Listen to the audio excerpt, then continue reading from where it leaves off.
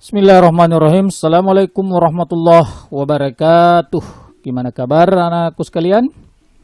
Saya yakin kalian dalam kondisi sehat walafiat selalu, sehat jasmani dan rohani, lahir dan batin. Meskipun kita masih dalam kondisi belajar dari rumah kita masing-masing. Puji syukur kita panjatkan kehadirat Allah Subhanahu wa taala karena dengan izinnya lah kita bisa kembali saling menyapa meskipun hanya lewat dunia maya atau virtual, lewat layar laptop atau HP kalian. Tetapi insya Allah tidak mengurangi semangat kita untuk tetap selalu belajar, menuntut ilmu, memperbaiki masa depan kita. Salawat dan salam tak lupa kita kirimkan kepada Nabi kita, Nabi besar Muhammad Sallallahu Alaihi Wasallam, Nabi yang diutus oleh Allah Subhanahu Wa Taala sebagai contoh dan teladan bagi kita semua. Anak-anakku sekalian, pada kesempatan yang baik ini, kembali kita akan melanjutkan pelajaran kita pada pertemuan atau materi bagian kedua yang membahas tentang memahami makna sholat sunnah secara berjamaah dan munfarid. Pada gambar ini kalian sudah melihat ada seorang yang sujud ya. Ini menandakan bahwa dia melakukan sholat. Nah, artinya pada pembahasan ini kita tetap fokus pada pembahasan kita terkait dengan sholat sunnah. Namun sholat sunnah yang akan dibahas adalah sholat sunnah munfarid. Sholat sunnah yang bisa dikerjakan secara sendiri-sendiri dan juga sholat sunnah yang bisa dikerjakan baik secara sendiri maupun secara berjamaah. Baik anak-anakku sekalian, sebelum kita terlalu jauh mengupas terkait dengan materi ini, mari kita terlebih dahulu memohon petunjuk kepada Allah Subhanahu wa taala untuk selalu dibukakan pintu kemudahan atas segala pekerjaan kita, termasuk apa yang kita akan lakukan pada hari ini, yaitu belajar, menuntut ilmu. Oleh karena itu, sebagai hamba Allah yang beriman, mari kita bersama-sama menyatukan hati dan pikiran kita, seraya memohon berdoa kepada Allah supaya dimudahkan kita untuk memahami pelajaran dan dimudahkan pula untuk mengamalkan dalam kehidupan sehari-hari kita. Baik, izinkan Ustadz untuk memandu kalian. Bismillahirrahmanirrahim. Rabbi zidani ilman nafi'a warzuqni fahman wasi'a wa wafiqni amalan solihan mutaqabbala. Artinya, ya Allah, berilah aku ilmu yang bermanfaat, pengetahuan yang luas, dan amal soleh yang diterima. Amin ya rabbal alamin. Anak sekalian, ini harus selalu kita biasakan. Biasakan diri kita untuk selalu memohon kepada Allah, berdoa kepada Allah. Apapun yang kita mau lakukan sepanjang itu baik. Karena hanya Allah lah pemilik segala-galanya. Baik anak-anak sekalian, mari kita melihat tujuan pembelajaran kita pada kesempatan ini. Ya, pada kesempatan ini kita akan mencoba memahami tata cara sholat sunnah. Yang lalu kita sudah mempelajari sholat sunnah yang dikerjakan secara berjamaah. Maka pada kesempatan ini kita akan fokus pada mempelajari sholat sunnah yang dikerjakan secara munfarid. Kemudian yang kedua, kita akan mencoba mempraktekkan. Kalian diharapkan untuk mampu mempraktekkan sholat sunnah yang dikerjakan secara sendiri-sendiri atau munfarid. Yang lalu kita sudah membahas tentang sholat sunnah yang dikerjakan secara berjamaah. Praktekkan. Kemudian yang ketiga adalah membiasakan diri dalam berjamaah. Ya, Membiasakan diri dalam berjamaah, baik itu sholat maupun hal-hal yang lain. Tetapi untuk sholat ada hal-hal yang memang dituntut untuk dikerjakan secara munfarid atau sendiri-sendiri. Nah, inilah yang kita akan dalami pada pembelajaran kita kali ini. Anakku sekalian, nah pembahasan kita pada kesempatan ini kita lihat ya secara bersama-sama. Yang pertama adalah pengertian sholat sunnah munfarid. Pengertian sholat sunnah munfarid. Yang kedua, macam-macam sholat sunnah munfarid. Macam-macam sholat sunnah munfarid. Ya. Kemudian yang ketiga adalah tata cara sholat sunnah munfarid. Bagaimana tata caranya sholat sunnah munfarid.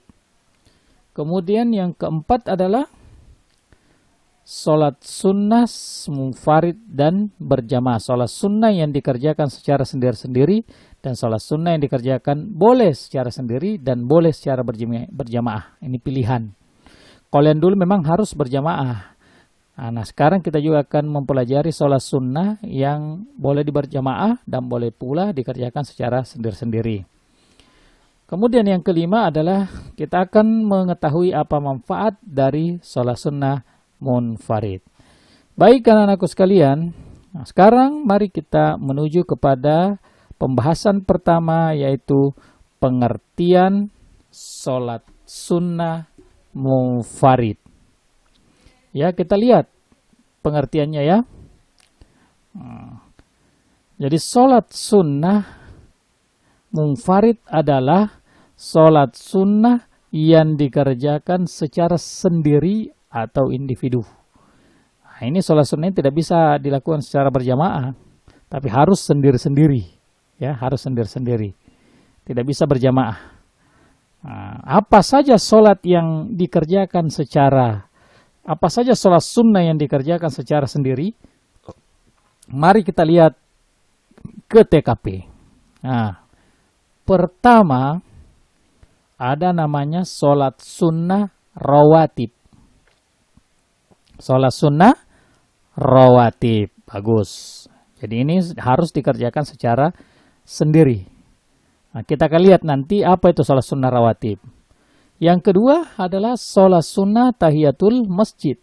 Ini juga harus sendiri, tidak boleh berjamaah. Nah, kemudian sholat sunnah istikharah. Ini juga sendiri-sendiri dilakukan, tidak boleh berjamaah. Jadi ada 3 sholat sunnah yang dikerjakan secara sendiri atau individu atau disebut dengan sholat sunnah munfarid. Mari kita bahas secara satu persatu. Nah, kita lihat ya anak-anak sekalian, yang manakah yang termasuk dengan sholat sunnah rawatib? Nah, kita ketahui dulu ya, harus tahu dulu pengertian apa itu sholat sunnah rawatib. Jadi sholat sunnah rawatib adalah sholat sunnah yang mengiringi sholat fardu. Nah, sholat fardu yang mana itu? Ya, sholat 5 waktu.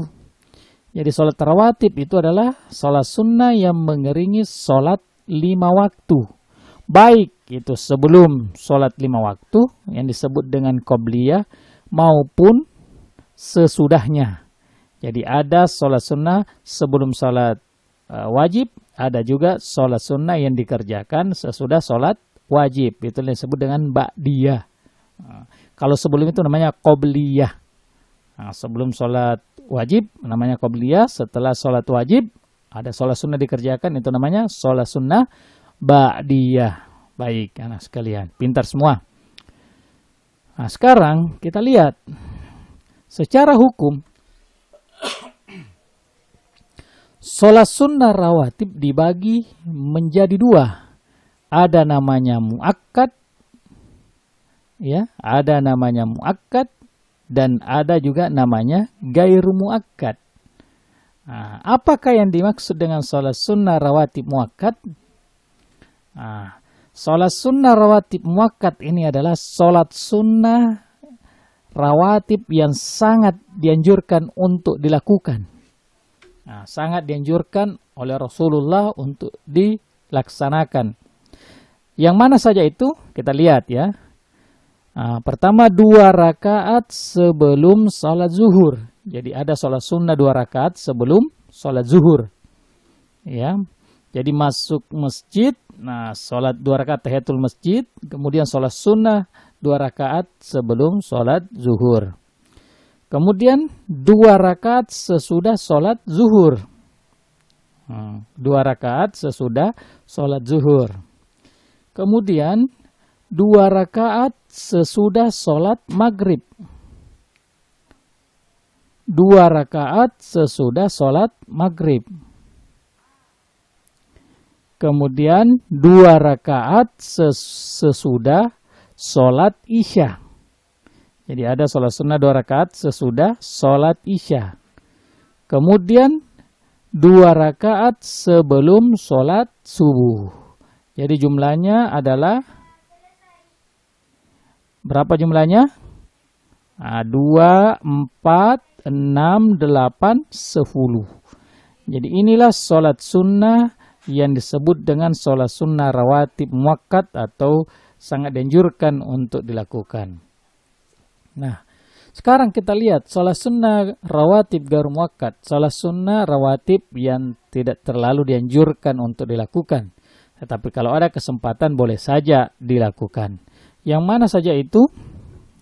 Sholat sunnah yang rawatib gair muakkad, ini dia. 2 rakaat sebelum sholat zuhur. 2 rakaat sebelum sholat zuhur. Kemudian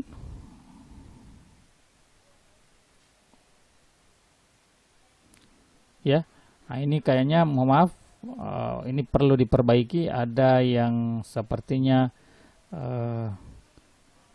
yang kurang benar di sini. Ya tidak apa-apa, nanti kita lihat kembali di buku. Jadi 2 rakaat sebelum zuhur, 2 rakaat sesudah zuhur, 4 rakaat sebelum asar, dan 2 rakaat sebelum sholat maghrib. Coba kita buka ya anak-anak sekalian. Apakah betul ini pembahasannya?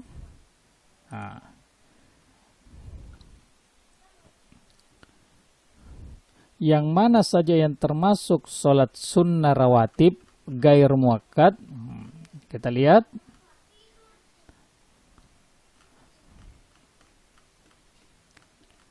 Ini 2 rakaat sebelum zuhur.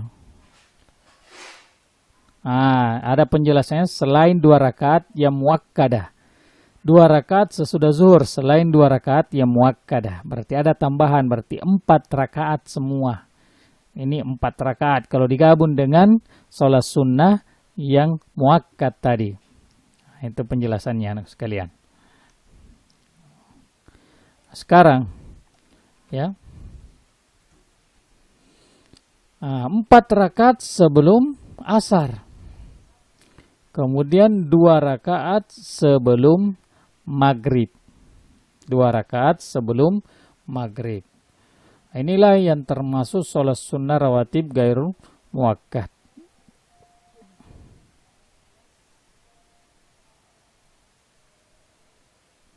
Anak sekalian yang saya banggakan, sekarang kita lihat sholat sunnah tahiyatul masjid. Ya, sholat sunnah tahiyatul masjid. Yang manakah yang dimaksud dengan sholat sunnah tahiyatul masjid? Sholat sunnah tahiyatul masjid adalah sholat sunnah yang dikerjakan ketika masuk masjid sebelum duduk dengan maksud untuk menghormati masjid. Ya. Jadi sholat sunnah tahiyatul masjid adalah sholat sunnah yang dikerjakan ketika kita masuk masjid dan sebelum duduk. Jadi langsung masuk masjid, melaksanakan sholat 2 rakaat. Itulah yang disebut dengan sholat tahiyatul masjid. Apa maksudnya? Untuk menghormati masjid. Kita lihat ini hukumnya sunnah muakkad, sunnah yang dianjurkan untuk dilakukan. Kemudian sholat sunnah berikutnya yang dikerjakan secara sendiri-sendiri atau munfarid adalah salat sunnah istikharah. Apa yang dimaksud dengan salat sunnah istikharah? Salat istikharah adalah salat dengan maksud untuk memohon petunjuk kepada Allah. Jadi salat sunnah istikharah ini salat memohon petunjuk yang terbaik bagi kita. Dari sekian banyak pilihan kita bingung untuk memilihnya yang mana yang terbaik, maka silahkan melakukan salat sunnah istikharah, memohon kepada Allah untuk diberikan petunjuk yang terbaik dari sekian banyak pilihan. Jadi untuk memohon petunjuk kepada Allah dalam menentukan pilihan terbaik di antara dua pilihan atau lebih. Jadi hampir sama dengan sholat sholat hajat, sholat sunnah hajat. Tapi kalau sholat sunnah hajat itu belum ada pilihan, belum jelas, sehingga kita memohon kepada Allah untuk ditunjukkan dan dimudahkan dan diberikan pilihan. Karena memang kita belum punya pilihan. Kemudian waktu yang terbaik untuk melaksanakan sholat istikharah adalah saat mulai pertengahan malam yang akhir. Ya, kurang lebih seperti sholat tahajud tengah malam ya, sepertiga malam. Ketika manusia pada tidur semua, sunyi sepi, kita khusyuk hadap kepada Allah, niat untuk melaksanakan istikharah, meminta pilihan yang terbaik dalam kehidupan. Kemudian caranya diawali dengan niat dulu. Awali dengan niat. Pada rakaat pertama membaca Al-Fatihah kemudian surah Al-Kafirun atau surah yang lainnya, dan pada rakaat kedua membaca Al-Fatihah dan surah Al-Ikhlas. Setelah selesai dua rakaat kita lakukan, ini kan jumlah rakaatnya hanya 2. Setelah 2 rakaat kita lakukan, memberi salam, kemudian membaca doa istikharah. Untuk doa istikharah silahkan dibuka bukunya, di situ ada di buku paketnya, atau juga bisa dilihat pada buku-buku yang lain, atau bisa di search di Google. Kurang lebih doanya ini bacanya kurang lebih seperti ini. Allahumma inni astakhiruka bi ilmika wastakdiruka bi kudratika was'aluka min fadlikal azim fa innaka taqdir wa la aqdir wa ta'lamu wa la a'lamu wa anta 'allamul ghuyub, dan seterusnya. Jadi agak panjang. Kalau kalian nanti misalnya tamat dari SMP, selanjutnya mau lanjut ke sekolah yang mana, bingung pilihannya apa, silakan melakukan sholat istikharah, meminta pilihan yang terbaik. Atau mau kuliah nanti, atau bahkan kalau sudah kuliah, dapat pekerjaan, bingung mau kerja apa, banyak pilihan, diterima di mana-mana, ya silakan sholat istikharah, minta petunjuk yang terbaik. Atau kalau ada yang sudah mau menikah, pilihan jodoh dari sekian banyak yang datang, atau banyak calon, ya lakukan sholat istikharah untuk menentukan pilihan yang terbaik. Baik anak sekalian, itulah kira-kira tadi sholat sunnah yang dikerjakan secara munfarid atau secara sendiri-sendiri. Ada 3. Nah, sekarang selanjutnya kita akan melihat sholat sunnah yang bisa dikerjakan sendiri-sendiri dan juga bisa dikerjakan secara berjamaah. Yang mana itu? Sholat sunnah yang boleh dikerjakan secara berjamaah dan munfarid, berjamaah dan sendiri-sendiri adalah sebagai berikut. Yang pertama sholat tarawih. Saya yakin kalian sudah tahu semua sholat tarawih, sholat sunnah yang dikerjakan pada bulan Ramadan setelah sholat Isya. Ya kan? Ini jumlah rakaatnya berbeda-beda. Ada yang 8, ada yang 20, ada yang 36. Terserah yang mana mau dipilih. Yang jelas ya silakan lakukan. Jangan sampai tidak melakukan salat tarawih, karena di sini banyak pahala di bulan Ramadan. Ya, ini bisa dilakukan sendiri-sendiri, bisa juga dilakukan secara berjamaah. Selanjutnya ada namanya salat witir. Saya yakin kalian juga sudah sering melakukan ini. Salat witir itu salat penutup. Pada saat kita melakukan salat tarawih, ada di akhir itu yang jumlahnya ganjil. Nah, itulah yang disebut dengan salat witir. Ini kalau salat witir jumlah rakaatnya harus ganjil. Ada yang 1, ada yang 3, 5, 7 dan seterusnya. Itu salat witir. Kemudian Sholat duha. Nah, ini juga mungkin kalian sudah sering mempraktekkan, sudah tahu. Jadi sholat duha ini sholat yang dikerjakan pada waktu duha. Kira-kira pada jam 7 pagi ya sampai sebelum zuhur. Nah, ini sholat duha. Dilakukan pada pagi hari. Jumlah rakaatnya mulai dari 2 dan paling banyak 12. Nah, ya. Nah, ini sholat duha. Kemudian bisa dilakukan secara sendiri dan bisa juga dilakukan secara berjamaah. Kemudian yang keempat, sholat tahajud. Nah, sholat tahajud ini sholat sunnah yang dikerjakan pada tengah malam, sepertiga malam. Bisa di dalam bulan Ramadan, bisa juga di luar Ramadan ini. Jumlah rakaatnya kurang lebih seperti sholat tarawih. Nah, sholat tarawih. Kemudian ditutup dengan witir, sholat tahajud ya. Ya, inilah sholat yang luar biasa sekali kalau kita lakukan di tengah malam yang orang semua pada tidur, kita bangun melaksanakan ini. Allah menjanjikan maqamam mahmuda, tempat yang mulia bagi orang yang melakukan ini. Kemudian yang kelima ada namanya sholat sunnah tasbih. Nah, ini bisa dilakukan secara sendiri dan juga bisa dilakukan secara berjamaah. Nah, ini sholat sunnah yang luar biasa karena di dalam sholat ini kita bertasbih kurang lebih 300 tasbih yang subhanallah, subhanallah, subhanallah. Ya, ini sholat sunnah tasbih namanya. Inilah kira-kira 5 sholat ini yang bisa dilakukan secara sendiri-sendiri dan juga bisa dilakukan secara berjamaah. Anak-anakku sekalian yang saya banggakan, saya yakin kalian semua sudah bisa memahami mana sholat yang bisa dikerjakan berjamaah, mana sholat yang bisa dikerjakan secara munfarid, mana sholat sunnah yang bisa dikerjakan secara sendiri-sendiri dan juga boleh dilakukan secara berjamaah. Baik anak-anakku sekalian, nah apa hikmah kita melaksanakan sholat sunnah? Ya, apa hikmahnya? Yang pertama adalah disediakan jalan keluar dari segala permasalahan dan persoalan, dan senantiasa diberi rezeki yang cukup. Ya, jadi orang yang selalu melaksanakan sholat sunnah itu dibukakan jalan dari segala masalah yang dihadapinya dan diberikan rezeki mungkin tidak disangka-sangka. Kemudian yang kedua, menambah kesempurnaan sholat fardu. Jadi kalau misalnya sholat fardu kita kadang-kadang kita lalai atau kita terganggu, maka sholat sunnah itu menyempurnakan sholat fardu kita. Kemudian yang ketiga adalah menghapus dosa, meningkatkan derajat keridhaan dan kecintaan Allah. Ya pasti itu. Siapa yang melaksanakan sholat sunnah, pasti diampuni dosanya, diangkat derajatnya, dan dicintai oleh Allah Subhanahu wa Ta'ala. Kemudian yang keempat, sebagai ungkapan rasa syukur kepada Allah Subhanahu wa Ta'ala atas segala rezeki yang Allah berikan kepada kita.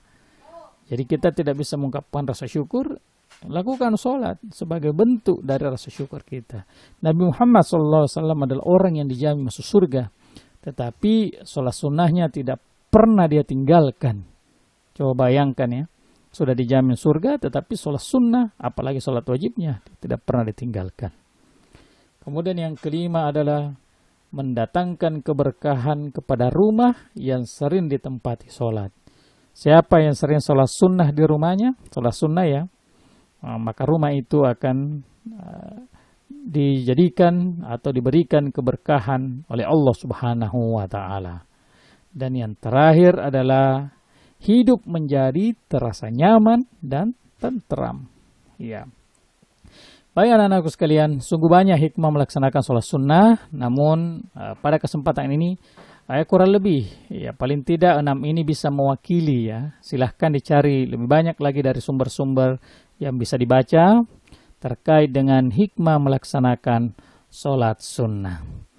Saya yakin dari penjelasan ini kalian sudah bisa memahami dan tergambar di pikiran kalian apa itu sholat sunnah, apa saja sholat sunnah yang bisa dikerjakan secara berjamaah, secara sendiri-sendiri, dan sholat sunnah yang bisa dikerjakan secara sendiri dan berjamaah. Baik anak-anakku sekalian, semoga penjelasan ini bisa memberikan pencerahan ya. bisa memberikan pengetahuan, bisa bermanfaat bagi kalian semua. Meskipun mungkin di sana-sini masih ada yang belum dijelaskan secara gamblang, tetapi paling tidak mendorong kalian untuk mencari lebih banyak lagi informasi dari buku-buku, baik buku paket maupun buku-buku lainnya. Ya, baik kawan sekalian, untuk lebih mendalami dan bisa menjadi alat mengukur keberhasilan pemahaman kalian pada materi ini, silakan kalian menjawab pertanyaan berikut. Bisa dijawab di Google Classroom kalau gurunya minta jawab di situ, atau di buku tugasnya, ya nanti dikumpul di gurunya. Pertanyaan pertama, apa yang dimaksud dengan sholat sunnah? Ya, apa yang dimaksud dengan sholat sunnah? Kemudian yang kedua, sebutkan sholat sunnah yang dikerjakan secara berjamaah.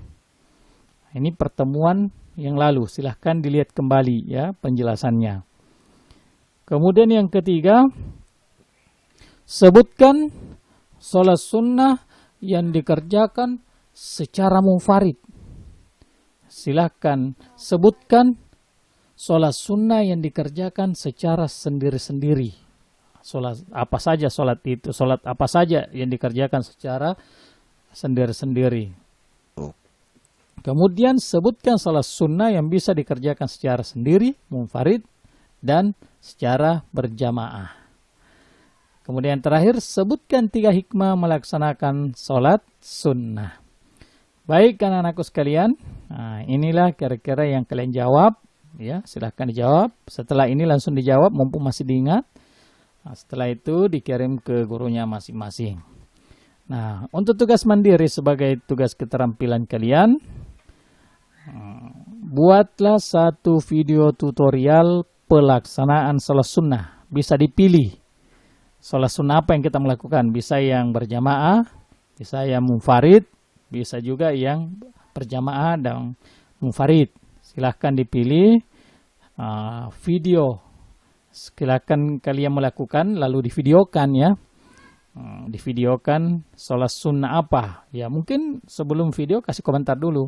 Saya akan mempraktekkan sholat sunnah ini. Saksikan ya teman-teman. Kira-kira lebih seperti itulah. Seperti YouTuber. Ya, jadi silahkan membuat videonya, tutorialnya. Salah satu sholat sunnah yang kalian bisa pilih dari apa yang telah dipelajari. Baik anak sekalian, saya kira cukup sekian penjelasan Ustadz pada materi ini. Kalau masih ada yang belum dipahami, boleh ditanyakan kembali ke gurunya, atau bisa diputar ulang video ini, video pembelajaran ini, atau bisa juga dibuka di buku paket atau buku-buku yang lain. Semoga penjelasan Ustadz bermanfaat dan bisa dipraktekkan dalam kehidupan sehari-hari. Jangan lupa ya, bagi yang belum memberikan like dan subscribe, silakan di like dan di subscribe untuk perkembangan channel ini, dan kalau bisa di-share ke semua teman-temannya biar banyak yang mengambil manfaat dari video ini. Terima kasih atas perhatiannya, lebih kurangnya mohon dimaafkan. Kalau ada kelebihan itu datangnya dari Allah, kalau ada kekurangan itu pasti datangnya dari saya. Akhirul kalam, wassalamualaikum warahmatullahi wabarakatuh.